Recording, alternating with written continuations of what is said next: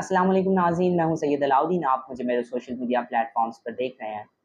नाज़रीन, आज जो मैं वाक़या आपके साथ शेयर करने जा रहा हूँ वो ना सिर्फ अफसोसनाक है बल्कि सुन के दिल खून के आंसू रोता है। एक बार फिर बलूचिस्तान में खून की होली खेली गई है।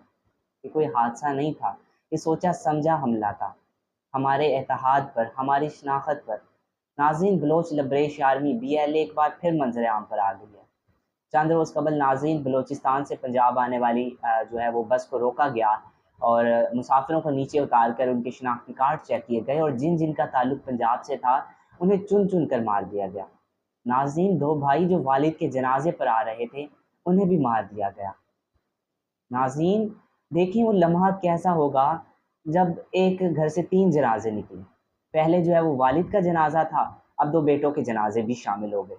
ये सब कुछ नफ़रत की बिना पर किया जा रहा है, लेकिन सवाल ये है कि नफ़रत कहाँ से आती है?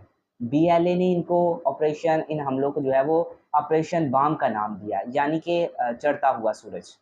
नाज़रीन, इन्होंने खुलेआम दावा भी किया है कि ये पाकिस्तानी फ़ोर्सेस पर और शहरियों पर हमला करेंगे, लेकिन अल्लाह का शुक्र है कि हमारी फ़ौज भी खामोश नहीं बैठी।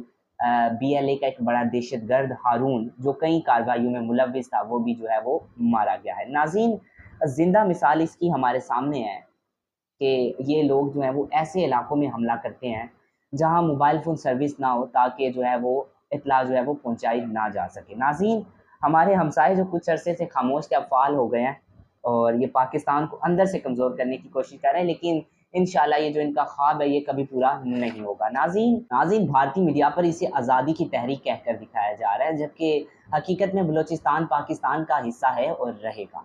अल्लाह शोहदा के दर्जात बुलंद फरमाए और लवा हकीम को सब्र दे। जल्द मुलाकात होगी एक नई वीडियो में। अल्लाह।